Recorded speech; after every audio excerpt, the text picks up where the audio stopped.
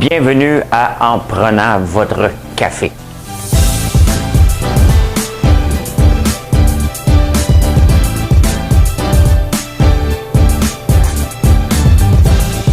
Tableau comme ça, là. Tu rentres, tu fais comme.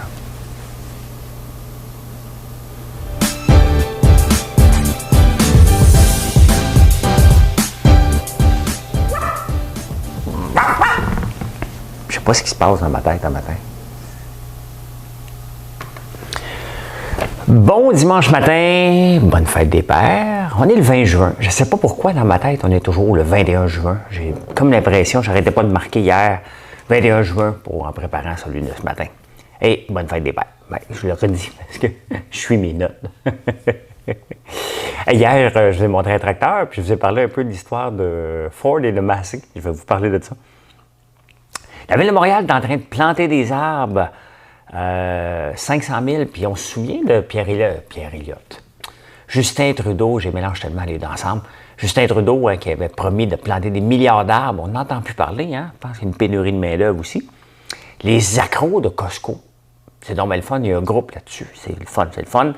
Les systèmes de points, hier, je vous ai parlé d'Amazon, je n'ai pas parlé du système de pointage. Les employés ont des points. Tu fais quelque chose de bien, tu as des points, tu fais quelque chose de mal, tu perds des points. Se trouver une place en garderie, là, il y avait ça aussi dernièrement dans les journaux, comme si c'était une nouvelle invention. Ben, je vous apprends que mes enfants ont 20 ans et 18 ans. Puis ce qui se passe dans les journaux en ce moment, c'était la même chose il y a 20 ans.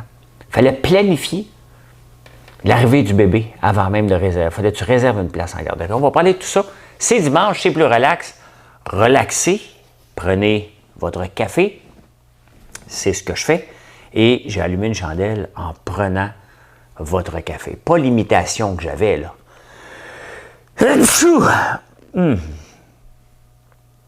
On coupe pas. On avance, on roule.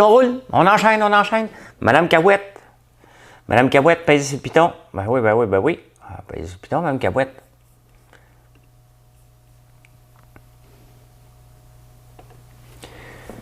J'ai pas demandé à venir au monde.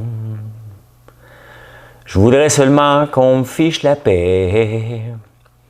J'ai pas envie de faire comme tout le monde, mais faut bien que je paye mon loyer. Je travaille à l'Underground Café. Un jour vous verrez la serveuse automate s'en aller cultiver ses tomates au soleil. Hey, je vous sens. me fait toujours rire. Je suis un bon public. Mon public même, puis mon public même, puis j'aime mon public. Mais c'est parce que c'est moi mon meilleur public. Je chante ça parce que ce matin, je prends le café de Underground Café de Mademoiselle Riverain. Voilà. Le café de Underground Café, puis ça m'a fait penser à ça. Cette chanson-là me fait penser à deux affaires. Bon, Underground Café, parce que c'est lui que je bois ce matin. Et je vais vous mettre le lien là, pour que ce soit plus facile pour vous autres. Et sa sœur était chanteuse, ou c'est elle qui était chanteuse. L'autre jour, j'ai dit que c'était elle qui était chanteuse. Puis là, le monde m'a dit, c'est pas elle, c'est sa sœur. En tout cas, il y en a une des deux qui a fait Star Academy. Ben, je ne sais pas c'est laquelle, c'est peut-être elle. Puis en même temps, Sophie Théoret, j'aime pas dire une fan de la page, là. Quelqu'un qui me suit, hein? Elle fait pousser des tomates. C'est elle, la serveuse aux tomates. Et elle est venue me porter un plant que j'ai arrosé hier. Il est à côté de ma piscine. Et c'est le fun. Voir un plant de tomates, il est déjà très gros. Et il a été élevé en serre, hein?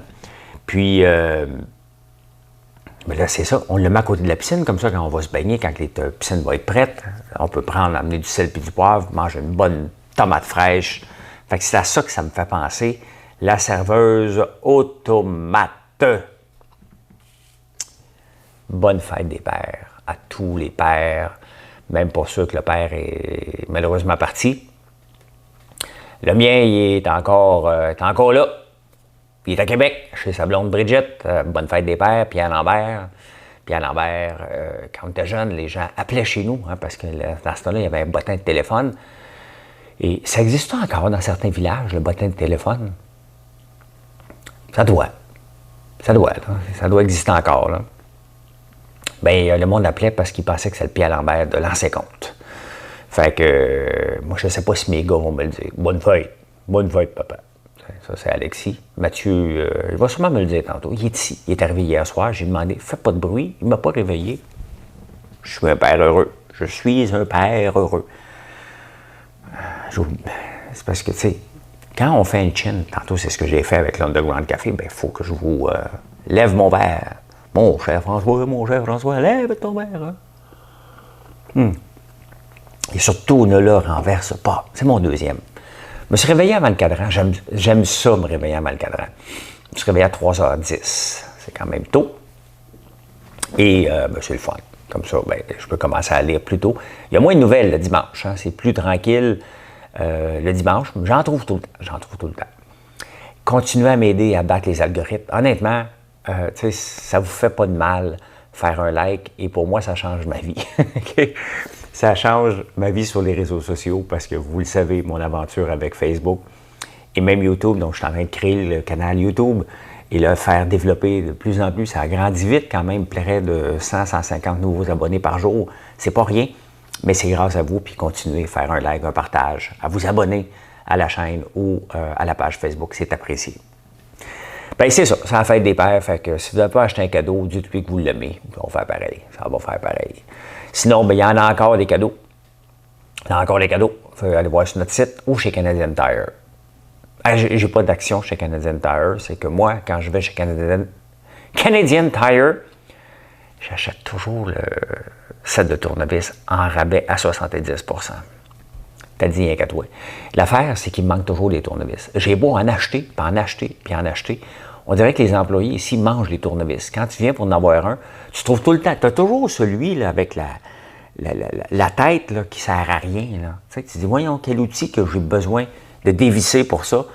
Ça, j'en ai en tabarnouche. Mais un tournevis plat, là, c'est rare comme de la marde de papa.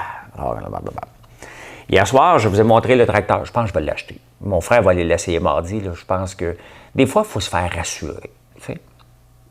Vous m'avez rassuré, là, près de 2000 likes sur une photo. Je suis pas mal convaincu que c'est une belle bébelle à voir. Oh, on va se le dire, là, ça ne sert à rien.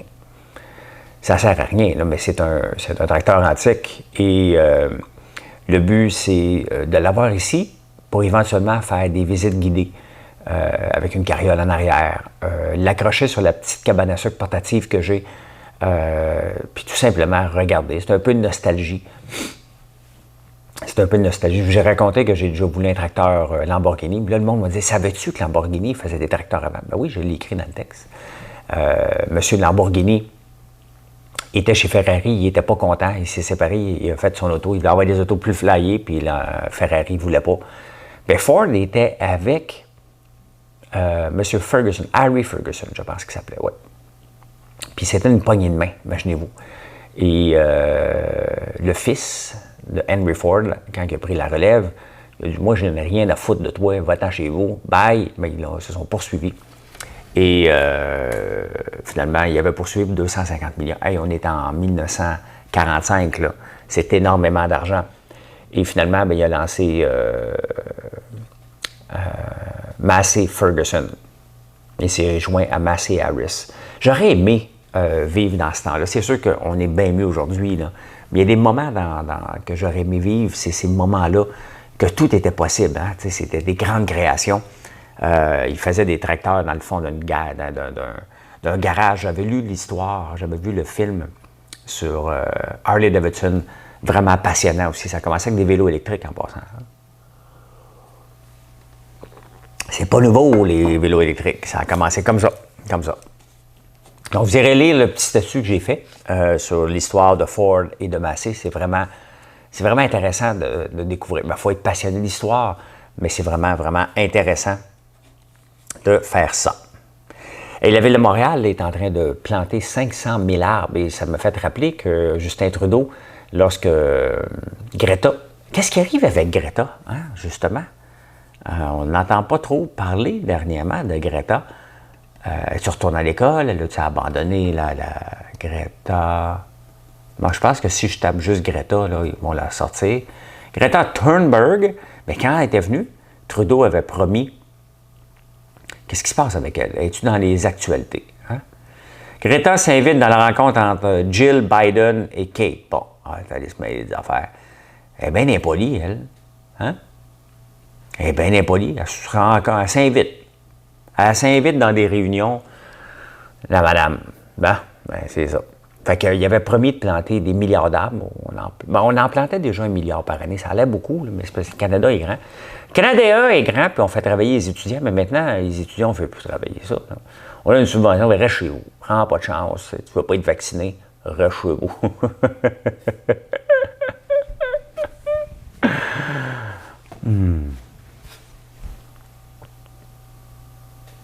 Je me trouve drôle. Ici, ben, hier, je vous ai montré la forêt, hein? Mais tu sais, on coupe du bois de chauffage, puis on coupe du tremble aussi qui pousse comme la mauvaise herbe. Là. Mais dès qu'on voit un érable ici, peu importe où il est, on ne le coupe pas. Un érable ici, c'est comme les vaches sacrées en Inde. On ne touche pas à un érable sur ma terre. Peu importe s'il est en plein milieu du champ, on va le transplanter. On ne l'enlèvera jamais. C'est trop précieux, cet arbre-là. Il faut le protéger pour les futures générations. Donc, et d'ailleurs, la forêt que je vous ai montrée hier dans la vidéo, François Laferme, cette forêt-là, dans les années 65, c'était toutes des gros érables matures. Ça a tout été coupé au complet, rasé à blanc. Là, il recommence. Là. Donc, dans quelques années, on va pouvoir tailler. On parle à peu près d'érables, à peu près de 8 pouces à peu près qui recommence. Mais ça a besoin de nettoyage. Là. Tu sais, une érablière, ça a besoin d'être nettoyée. Oui, pour la garder avec différentes essences, pour qu'elle demeure biologique. Parce qu'elle l'est, cette érablière-là. Mais il faut nettoyer un peu, sinon on ne peut pas travailler dedans. Il y a tellement d'arbres par terre. Et tu sais, les chemins de bois, il faut constamment les nettoyer. Le chemin que je vous ai montré hier où je suis allé, il y a encore un paquet d'arbres qui ont tombé. C'est normal, là. Ça vieillit, puis ça tombe, puis il n'y a pas personne qui les entretient. Fait qu'imaginez nos routes qu'on entretient sont laides. Imaginez-vous les routes dans le bois, bien, c'est encore pire. Donc, voilà, bien, c'est pour ça qu'on fait ça. Il y en a qui me disent, tu devrais le laisser pour l'écosystème. Faites-vous-en pas, là. L'écosystème fait bien sa job ici. J'ai des castors à l'infini qui s'occupent de l'écosystème pour faire pourrir des arbres. Ils sont bons en tabarnouche. Voilà. Voilà. Ça sent bon. Merci Isabelle de m'avoir fait découvrir mes chandelles.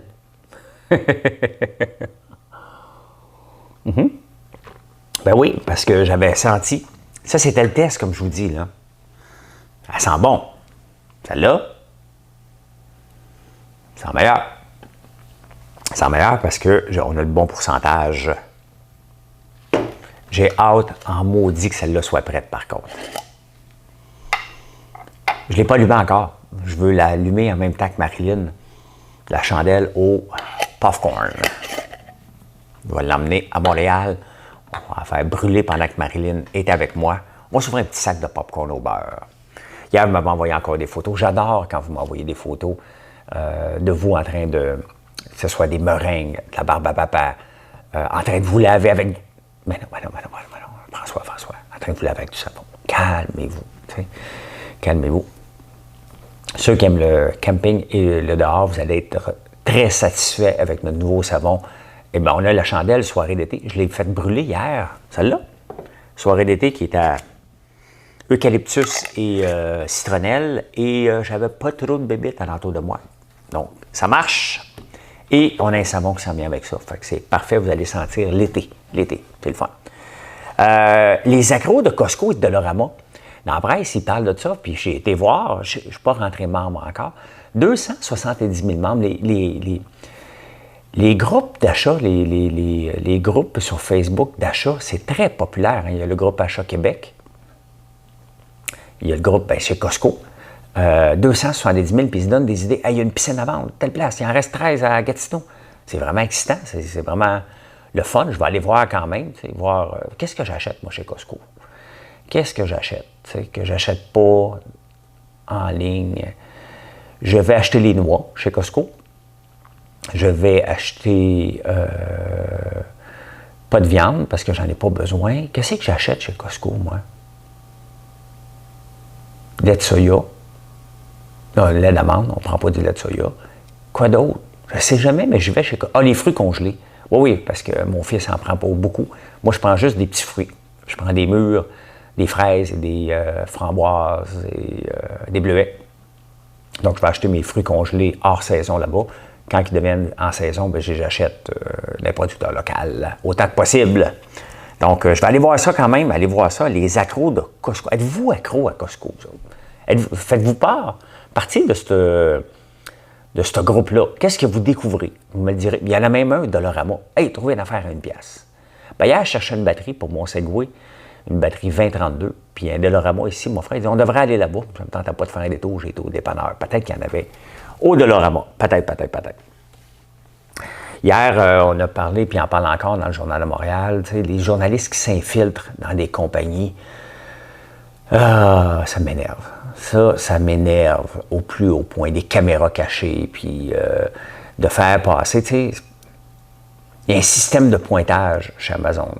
L'employé est bon, il y a un point, il n'est pas bon, il en perd un. Vous savez que ce système de pointage-là, on avait une compagnie, on l'a vendu pendant la pandémie. Là. On a vendu ça peut-être il y a 6 mois. Ça s'appelle Ngovu. Et c'était basé sur ça parce que dans les centres d'appel, il y a un problème d'absentéisme. Il y a un problème d'assiduité. Il faut arriver à l'heure parce que tous nos horaires sont faits en conséquence qu'on a, mettons, 100 agents en place. Et on avait développé un système qui est prouvé qui fonctionne. C'est qu'au lieu de taper sur les doigts des employés qui sont absents, hein, t'es absent, t'es dehors, mais tu venais de le former. Donc, on a commencé à instaurer un système de pointage, nous autres aussi, où on donne des points. Donc, ça revient à remettre la responsabilité sur l'employé. Tu vas avoir tes points, présente-toi à l'heure. Tu vas avoir tes points, mais prends le nombre d'appels que tu es supposé prendre à l'heure.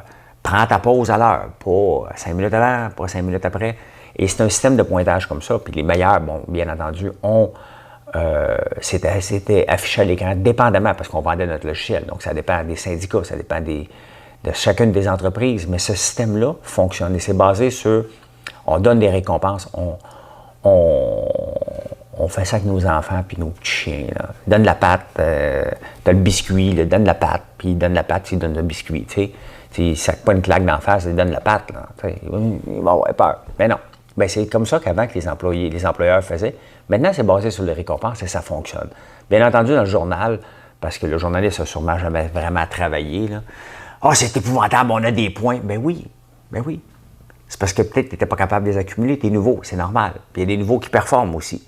Donc, pour moi, ce système de pointage-là est excellent puis il devrait être utilisé dans beaucoup d'entreprises qui ont un problème d'absentéisme. Donc, au lieu de taper ses doigts des gens, on travaille sur le présentéisme. Puis à la fin du mois, l'employé dit hey, « j'ai pas eu de points. » Mais c'est de ta faute. Ta faute à toi. Regarde, pourquoi tu n'en as pas eu? Analyse pourquoi tu n'en as pas eu. Je suis arrivé en retard. Il fallait que j'aille porter les enfants à la garderie. Même, il n'y avait pas de garderie.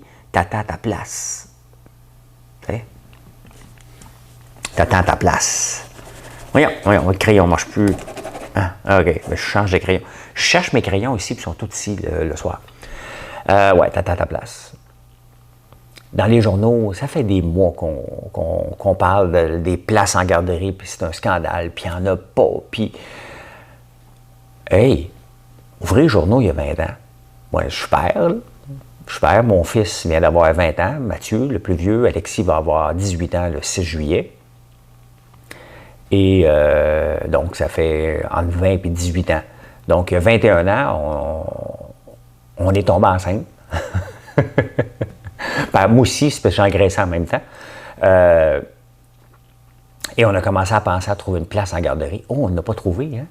On s'est ramassé dans une garderie privée à payer comme 45$ par jour. Oui, il y a 20 ans aussi, ça coûtait la peau des fesses.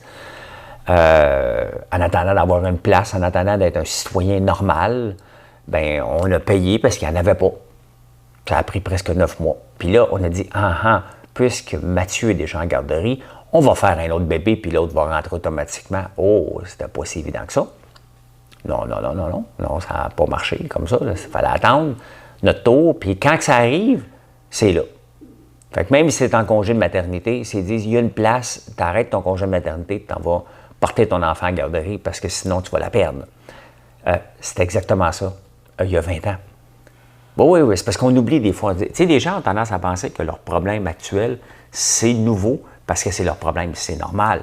Mais il y a 20 ans, c'était la même affaire. Donc, on n'a pas résolu le problème des garderies depuis 20 ans. Puis avant ça, c'était la même chose avant moi. Là. Moi, je l'ai vécu il y a 20 ans, mais il y a des parents qui l'ont vécu il y a 30 ans, ce problème de garderie-là.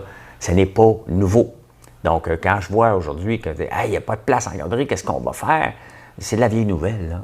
C'est plus de la. C'est exactement. Moi, je le vois puis je le revis presque. Donc, voilà, c'est compliqué de se trouver une place en garderie. Je ne sais pas pourquoi qu'on n'est pas capable de faire évoluer ce système-là. Il y a quelque chose qui se passe qu'il faudrait analyser. Aujourd'hui, c'est une petite journée. Je vais aller m'entraîner, mon mettre ça en ligne. Je vais aller voir les alpagas. Je vais faire une vidéo là-dessus tantôt sur les alpagas. Il faut que j'aille voir les abeilles. C'est une belle journée aujourd'hui. Je vais en profiter pour relaxer un peu. C'est dimanche quand même. On va essayer de faire bronzer un peu sur le bord de la piscine pour en profiter. Je ne la chauffe pas pour rien. Donc, on va en profiter. Et je vous reparle plus tard ce soir, à 17h, derrière le comptoir. N'hésitez pas à faire un petit like ou un partage ou vous abonner à la chaîne, c'est toujours apprécié. Merci d'être là, merci beaucoup et je vous souhaite une excellente journée tout le monde. Bonne fête des pères à tous les pères, les futurs pères, les ex-pères, les beaux-pères, tout ce qui a rapport à père. Bonne fête.